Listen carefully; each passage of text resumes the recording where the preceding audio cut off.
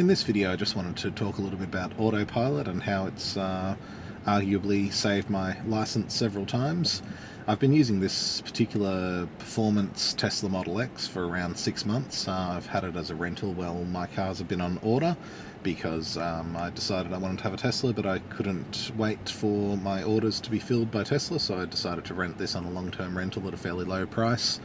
to sort of bridge that gap until my cars arrive. My first car, the Model X, should have been getting here at 4 o'clock today on the 26th of September, but it got pushed back to this Saturday, which is fine because it's still in time for my birthday, which was obviously one of the considerations. And the good thing with the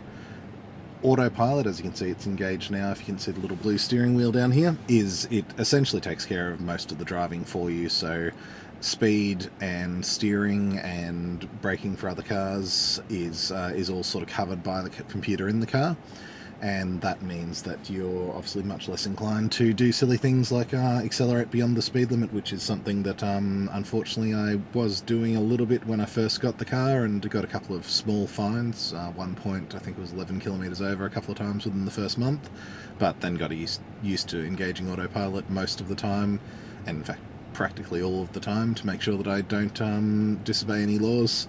On that point, unfortunately, one of my friends was driving quite recently and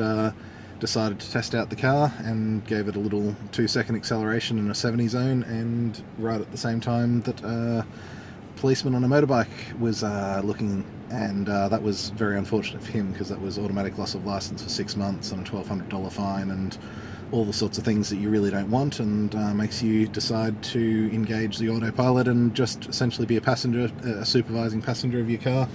As you can see at the moment, I'm still holding onto the steering wheel here just to make sure the car knows that I'm there by putting a little bit of weight on the steering wheel, and I'm ready to take over if anything ever happens. It's generally only in super heavy rain or really unusual roadworks that you ever have to take over.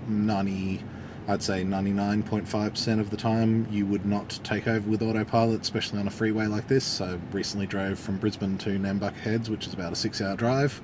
and I only had to take over I think twice, and there was quite a lot of roadworks on that trip. So